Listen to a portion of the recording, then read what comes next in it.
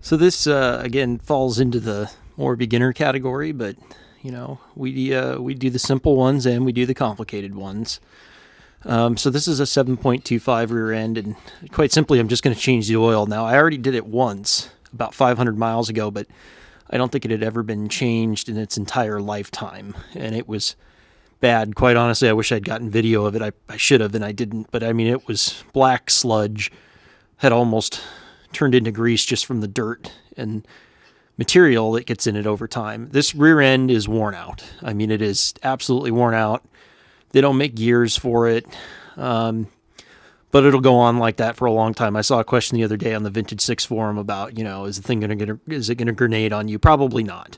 They'll make noise for a very long time. They will clunk, and it will get worse and worse to the point where, you're not going to want to drive it, because what eventually will happen is if it gets weak enough, it will it'll bust something when you load it real hard.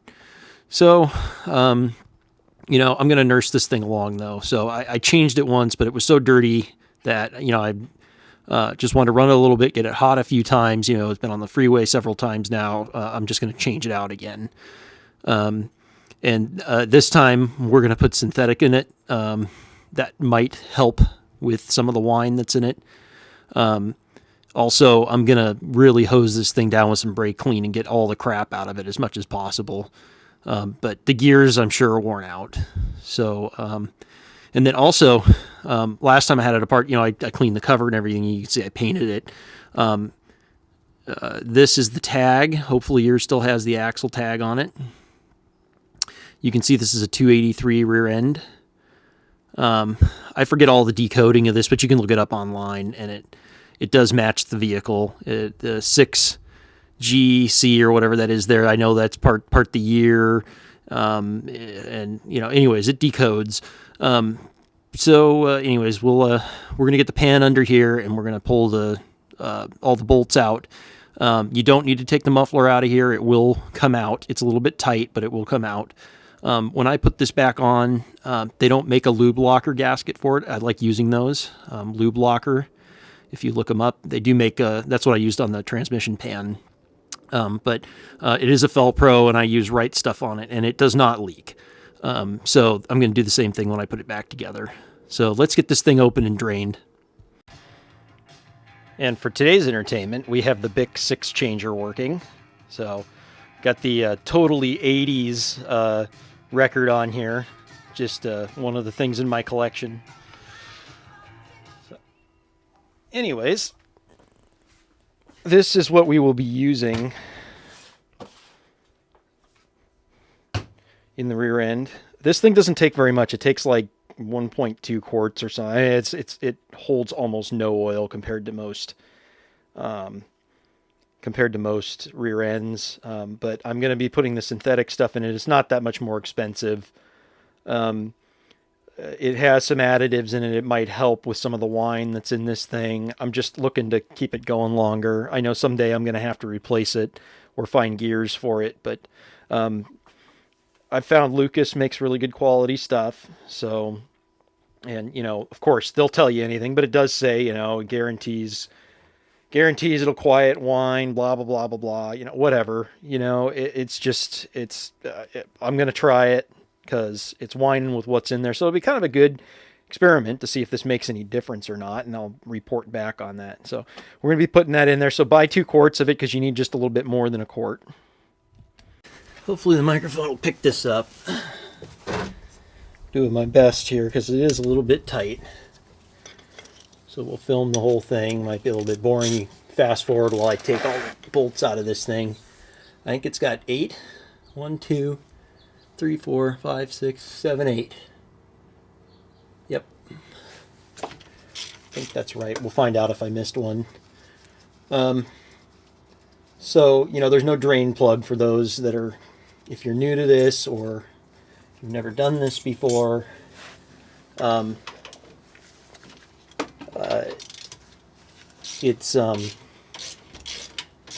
It's quite simple. You take the cover off and let it drain out. Some covers, aftermarket ones especially, do have have drain plugs in them, but it won't get it all out. Always take the cover off, in my opinion, and I got to get a shallow socket. They're 9/16, by the way. So I'm going to do this kind of the speedy way. If you don't have a air ratchet, or I prefer this electric ratchet just because it's a little bit easier. Don't have to have the compressor running in the background. And it does make this so much easier. And I'm very curious to see what this is going to look like, just because it was totally clean 500 miles ago, so we'll see how black it comes out. It's just, it was neglected. This vehicle, I think, I found actually the owner, found and talked to the owner that had it for 30 years or so before me. He was the second owner, and I actually found him up in San Francisco, which is where the car came from. And he, not a car guy, drove it for many years, didn't really know how to restore it. And so it was kind of neglected.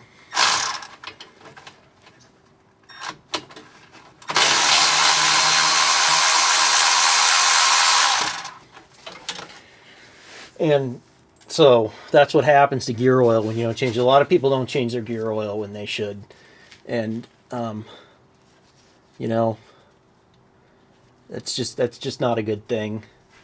So you might have to bend the brake line just a little bit. I'm trying to remember. I think when I changed this, I was doing the brakes, so I had the brake line out of here. But it will slip in and out of there. So you might have to bend the brake line away from the cover a little bit. But it does in fact fit. So I got 2 bolts left, and I'm going to leave one on the bottom here. Again, this is for the folks that haven't done this before, you know, leave one on the bottom, at least one.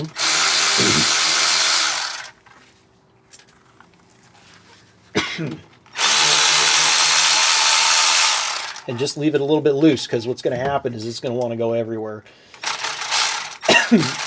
And actually, I misspoke here for a second, too.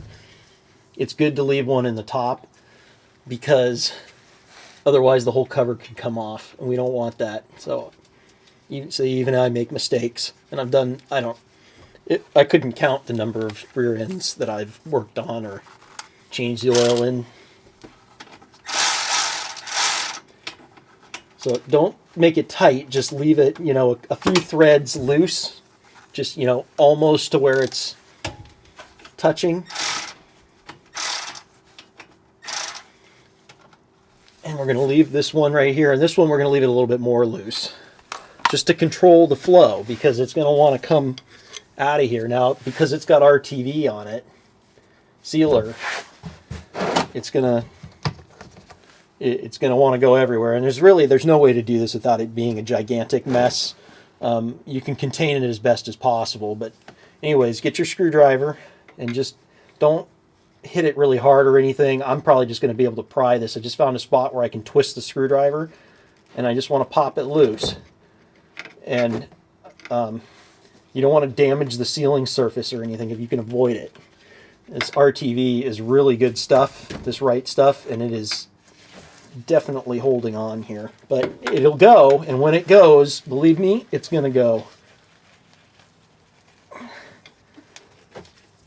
There it is. Look at how dirty that is already. So I'm pretty confident in how well this RTV is holding. I'm going to take this lower bolt out of here.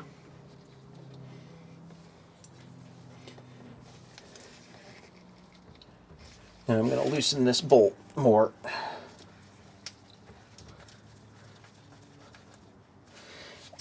And I didn't mention this before either. I drove this earlier. Drive it and warm it up, especially if it's cold out. Drive it, warm it up to get the oil flowing, because gear oil is very thick. So we want to make sure that we get it warmed up so it flows, because we want to get it all out of there.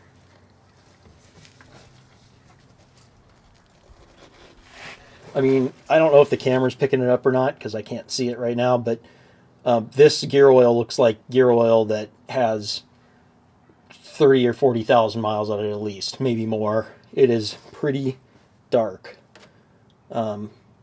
So yeah, this thing, I'm going to get in here and clean this as best as I can. It may need to be changed a third time because it's so neglected.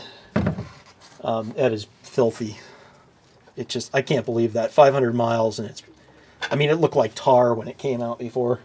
And it's mostly drained out now, so I'm just going to try and get this loose.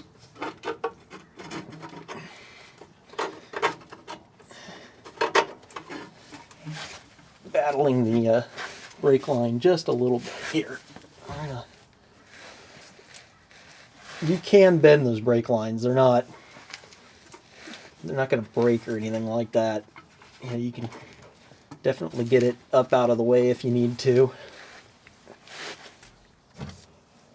It's so funny to me the amount of oil that this.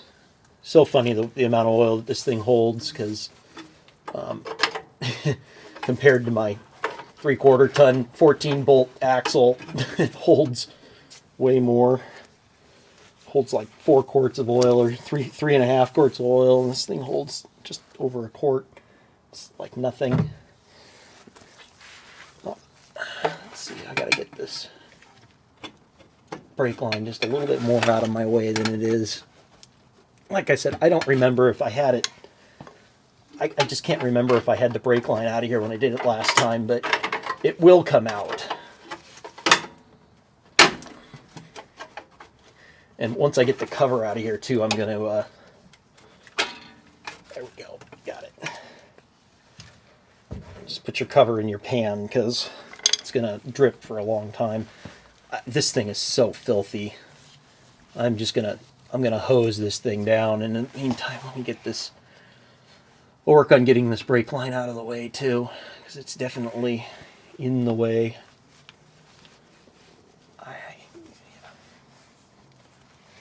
So let it drain for a while. Also, I'll mention I've had it in the worst place possible right now because I've only got the rear jacked up, and I don't have the front jacked up, and it's pointed the wrong way on my driveway. So I'm doing this completely the wrong way is what I'm trying to say. But I'm going to get in here and I'm going to scoop this out because there's a little belly down in here.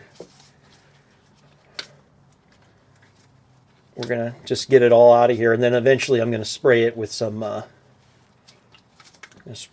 brake clean and get all the crap out of here. This thing, it looks like it hasn't been changed in forever. I'm just shocked at how bad it is. So hopefully if I get this cleaned out again, it might quiet it down a little bit. The gears still look pretty good though. They show wear, but they're still shiny. They're still in good shape. So it's really not all that horrible. All right, well, I'll let it drain for a little bit longer and then we'll come back. Let's just get in here before I hose this thing out with brake clean. I should probably get a light, but look at how black tar this thing is. So this is just a reference before I hose this down. You can see just how filthy this thing is. So I should have done this the first time, honestly. I just figured, I'll just change it and I'll drain it again. But it's still so black inside. We're going to hose it out really well. Just a note, too. Get a different pan. Hose it out with brake clean. Let the brake clean evaporate off. My local guy over here, where I take my used oil to, they prefer that it doesn't smell like brake clean when you go take your used oil to them. So, you know, when you hose all this out, the oil will still be here, but the brake clean, you know, let it evaporate. Don't let it go inside your tank, because then it'll just fester in there. And you know, if anything, they just don't like the smell of it. So that's just a footnote. So let me get my brake clean now. You know, this is going to want to go everywhere. So get a face shield. You know, look, yeah, people are smart, and some people aren't. And you don't want to get this crap in your eyes, and it's just going to want to go everywhere. So, you know, just be prepared that it's not only is it going to get, you know, it could get in your eyes, but, you know, it's going to get all over you. So, you know, I'm going to put either my coveralls or something on, because I just don't want to get it all over me, but definitely a face shield because it's just going to want to go everywhere. So I'm going to hose this out, and then we'll come back and we'll show you what it looks like after it's clean. So I just want to show how bad this thing is. The brake clean's definitely taking it off, but it's using quite a bit of it, and I only got 2 cans. But if you can see, let me see if I can scooch in a little bit here. See if I can't get it to focus. Okay, you can see the teeth are kind of black in the very bottom of the teeth right there. Now I've already sprayed it down, a lot of it came off, but look at right in here, and then watch this after I spray it.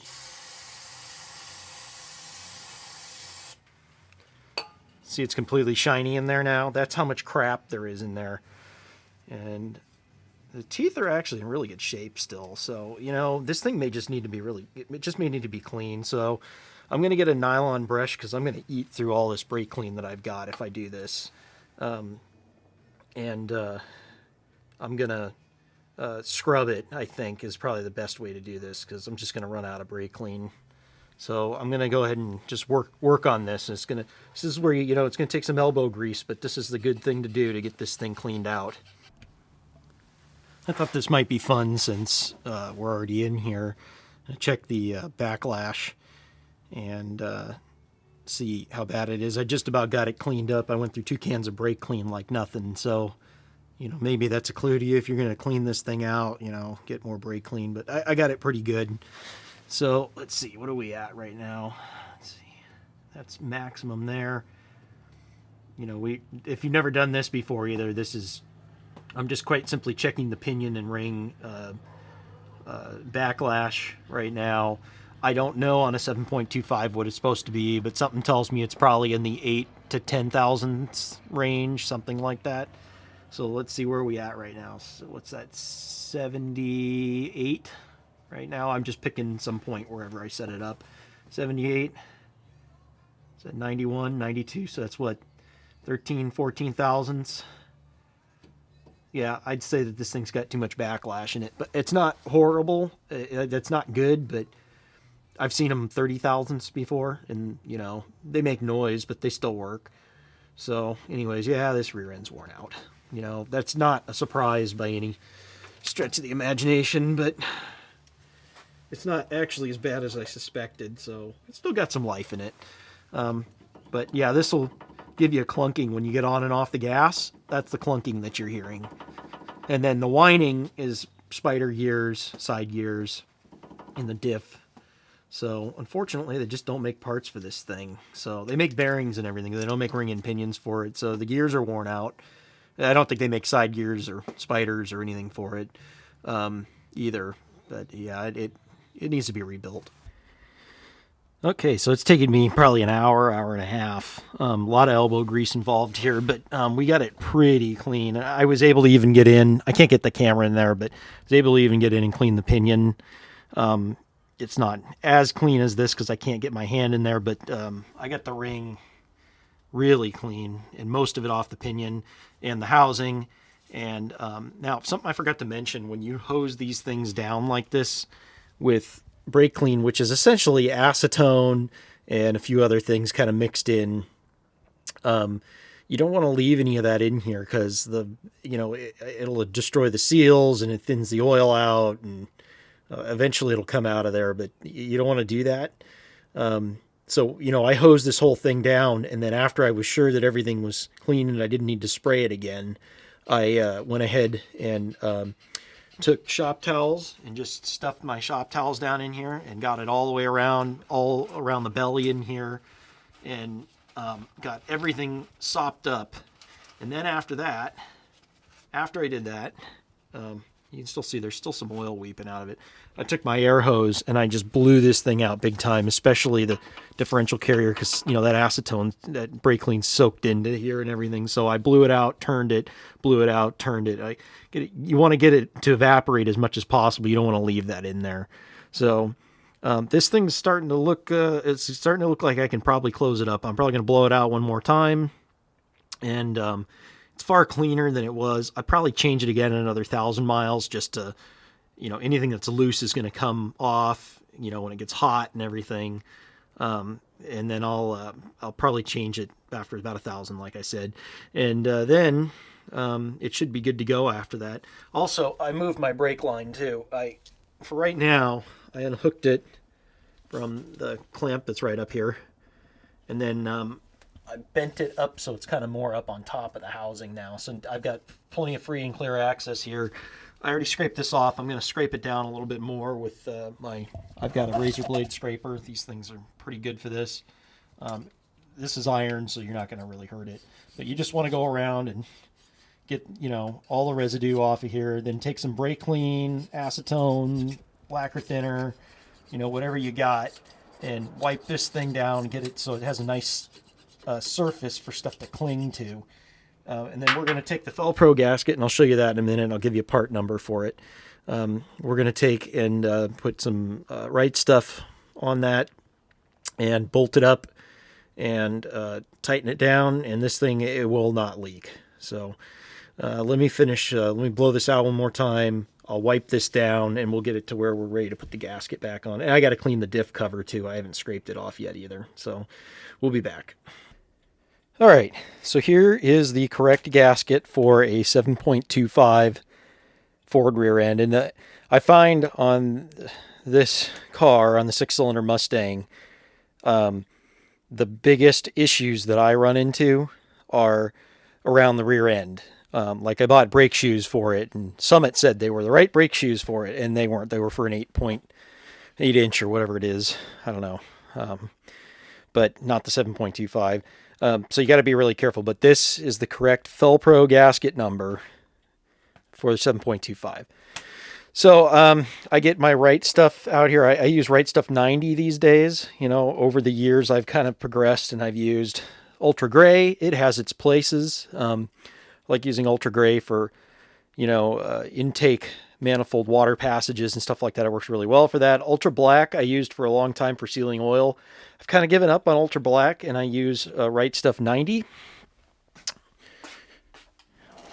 Drawer of toys here.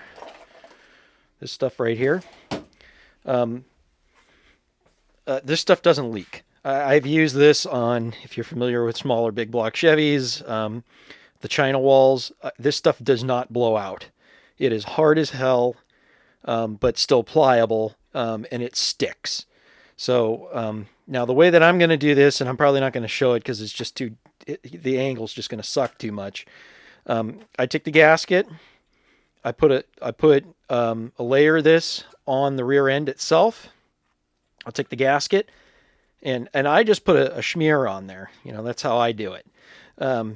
So I'm going to put a smear on the rear end, take the gasket, stick the gasket up against there. I'll put a smear on here, and then I take that and I stick it up there. That way don't stick the gasket on the cover, because the muffler's in the way, and you're going to try and get the angle in there, and you're going to hit the gasket on the ring gear, and it's going to pull the gasket off, and you get all frustrated. Don't do it that way. Put the sealant on here, sealant on the rear end, take the gasket, stick it to the rear end, take the cover, put the cover on the rear end. That is how I do it. Now, everybody's got different methods. That's what works best for me. And that's what makes sense to me. So I'm going to go ahead and do that. Don't put a gallon of this stuff on there. You just need a thin coating. The instructions on here, they tell you put a bead and then put the cover on there. Don't torque it. Wait for some period of time. I forget what it is, 15 minutes or half an hour. Then torque it. That's if you're not using a gasket. We're using this as a gasket dressing is what we're using this for. So I don't like to do it that way. I just put a little bit on there, put a little bit on here, the rear end, and put it together and wait maybe a couple minutes, and then I torque it down. And the torque for this, I'm sure that there's a specification. I just do it to where it feels right. Don't over crank it, because what you can do is you can split the gasket. So you don't want to do that. If you put too much force here, it'll bend these holes in, because it's stamped steel. Bend it in, it'll crush the gasket, and then it'll leak. Torque it evenly, go in cross pattern, right? And just snug. You want the lock washers that are on those bolts. When those lock washers are compressed, give it, a half a turn past that. That's it. If you crush it down, then it's going to leak. So anyways, that's enough about that. I'll get off my soapbox. And I'm going to go ahead and get this all set up and ready to bolt on. This is what I mean when I'm talking about a schmear. Okay, very thin. All right, so we'll do our best to show this here. I got it up in place. Very easy once that brake line's out of the way, by the way. It just slipped right up in there. So definitely put the gasket on here first on the diff, and then just slip the housing up in there. Anyways, all right, so I got all the hardware in all the way around. Everything's just loose. It's been a minute or two. So I'm just going to start snugging it kind of. As soon as I start to feel a little bit of resistance, I'm going to move on to the next one. And I'm going to kind of try and go across as best as I can, right? So I feel a little resistance there. I'm going to come back across to this one. It's not critical, you know, it's just, it isn't critical. But you do want to try and kind of go across if you can. It just helps keep the pressure even. So, you know, anyways, we'll just go all the way around here. This one I can see is pretty far out, so I got to get it going a bit.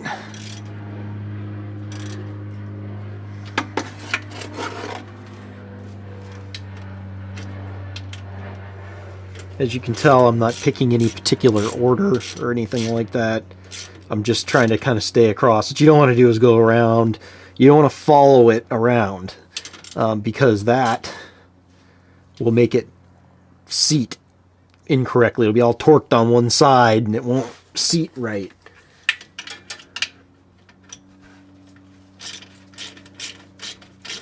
And then as I start getting tighter, I'm going to be a little bit more rigid about it. So now that I've got everything sucked down a little bit, I'm going to just make this one a little bit more snug. And, you know, this is a feel thing, and it's just something that you experience will tell you. It's hard to describe how this feels, but, you know, you just, you know, it's nice and snug. I'm going to come down here. I'm going to go across to this one. And you can see it starting to squeeze out. I'm going to come up, go to the one directly above it. Go down to this one.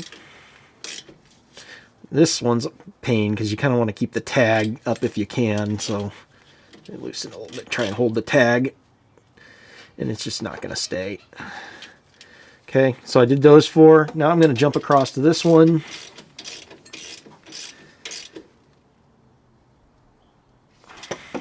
Jump across to this one. See how much they moved as I started to tighten it down. Now this one.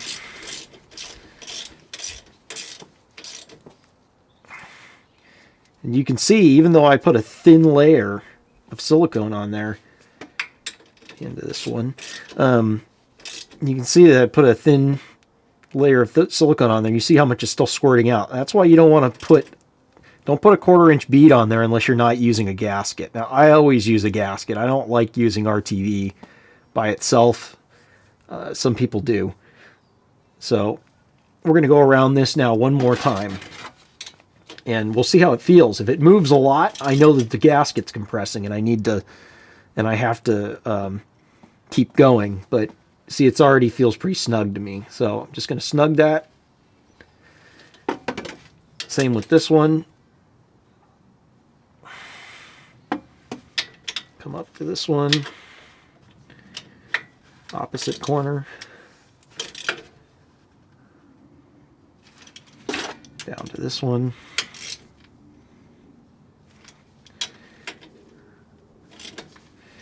Opposite. Cross. Opposite.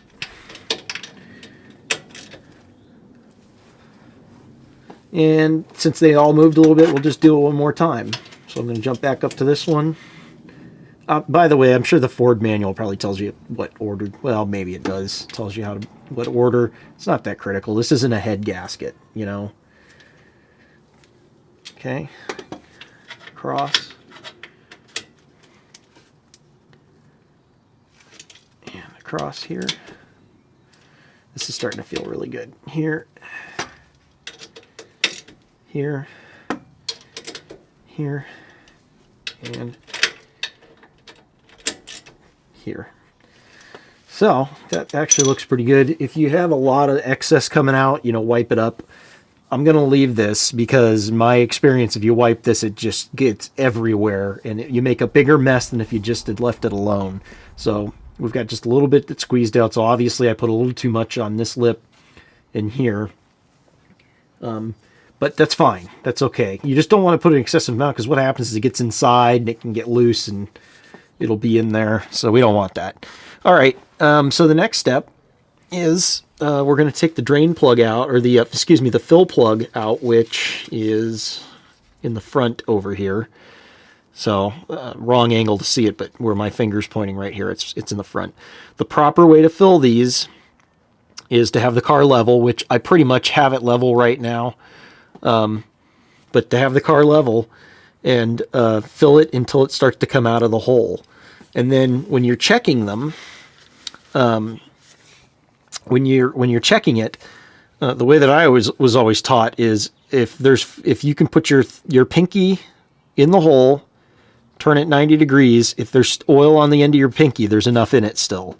I prefer to run them a little bit higher. You know, it's a preference, right? Look at that, I'm making a mess. But that is a valid, you know, if you ever check it, you know, and you're not getting any on your pinky, if you put it down in there, that means that you don't have enough oil in there. So now these shouldn't leak, and therefore it should always have oil, and it doesn't consume oil like an engine does. It will always have oil, and the only time it gets low is if it's leaking somewhere. So that's why some people never change their diff oil. Sometimes they drive 150,000 miles, probably never change it, because you don't want to do that. It gets dirty, it gets moisture in it, it breaks down. So anyways, all right, we're going to get this out of here. I believe it's a 3/8 drive square head. So if you took your 3/8 ratchet, and we'll probably scoot you around here. Let me see if I can get this in here without an extension. And I can. So we'll get you around when we fill it. But, yep, just came loose. It's just a pipe plug. I think it's probably 1/2 inch. I'll know here in a second, just because I'm not looking at it.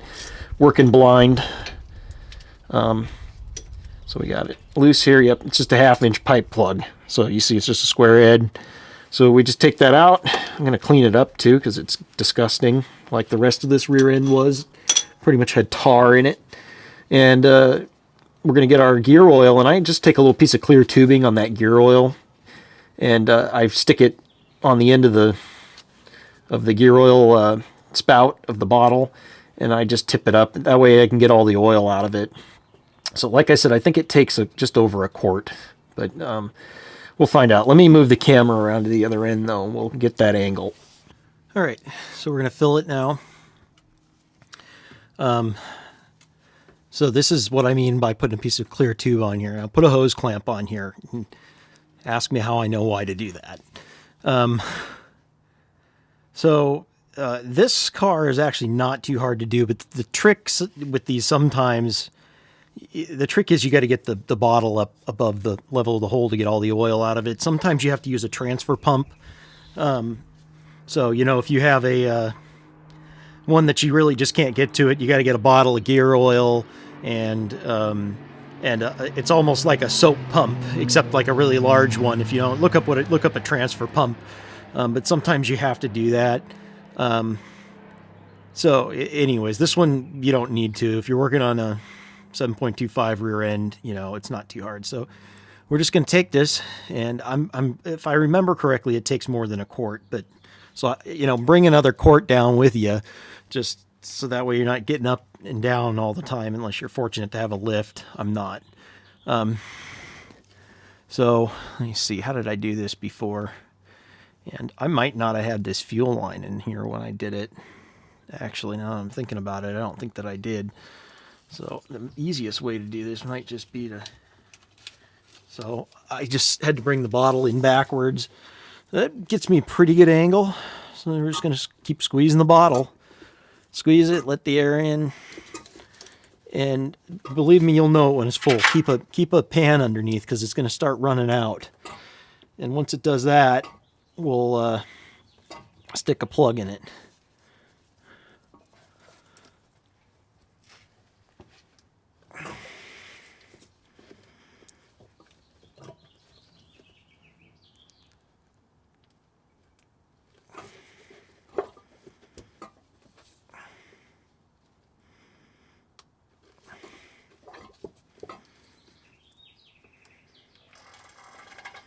So yeah, we're just about at 1 quart here, and it's not running out yet. So I'm going to leave this for a second. We'll just leave this up here. We'll let it run out naturally now that it's almost empty. All right, just swap bottles. This one, I'm not going to put it all the way up because if I remember correctly,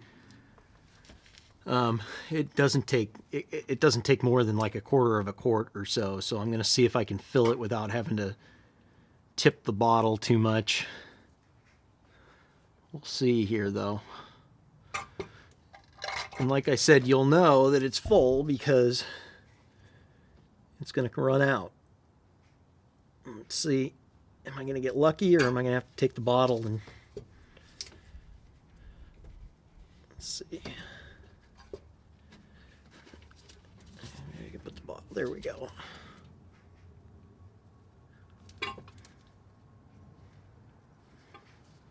And there it is. See, it's running out now, which means that it's full. So that's perfect right there. So I actually probably overfilled it just a little bit. But you know what? That's okay because that thing is completely dry right now. So I'm going to plug it there because that's it. Now, this plug does not need to be kung fu grip tight. Just, you know, it's going to turn real easy and then it's going to start to get tight.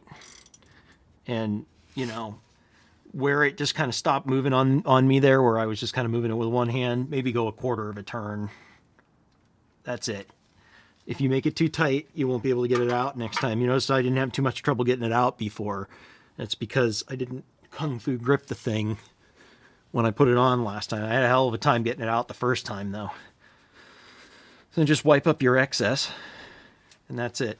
Now, one thing I forgot to mention, that Right Stuff 90, you're supposed to let it sit 90 minutes. Now, this cold gear oil isn't going to leak out anywhere. So I'm safe to fill it, you know, I'm 20 minutes in maybe. It's fine, but I'm not going to drive it for a good 90 minutes total. That stuff is cool because it goes, you can put it in service. They allow you to put it in service after 90 minutes. So while I'm waiting, I'm going to clean up my mess here, and I don't like that axle tag hanging like that. So I'm going to probably loosen that bolt up again and straighten that because that's just not professional looking. So I'm going to get that straightened up, but you know, that pretty much wraps this one up. I'm going to be curious to drive it and see if it's any quieter. It's very quiet until you're going about 70, 75 miles an hour down the freeway, and that is exactly what you'll see with a bad rear end. But at any rate, you know, look, I'm breathing a little bit of life into this thing. It's going to need to go at some point. A lot of guys swap rear ends. They put an 8-inch in here. I really wish I could just rebuild this thing, but you know, if there's no gears available for it, the gears I might be able to get some life out of those. You know, if I replace the bearings, reshim everything, I may be able to stretch those gears longer. But you know, I don't want to go through all the effort to rebuild a rear end if the gears are worn out and you just can't buy them. So I don't know what I'm going to do, but knowing me, I'm probably just going to leave it alone for the next 10 years and do something about it then. So anyways, we'll go ahead and wrap this one up as usual.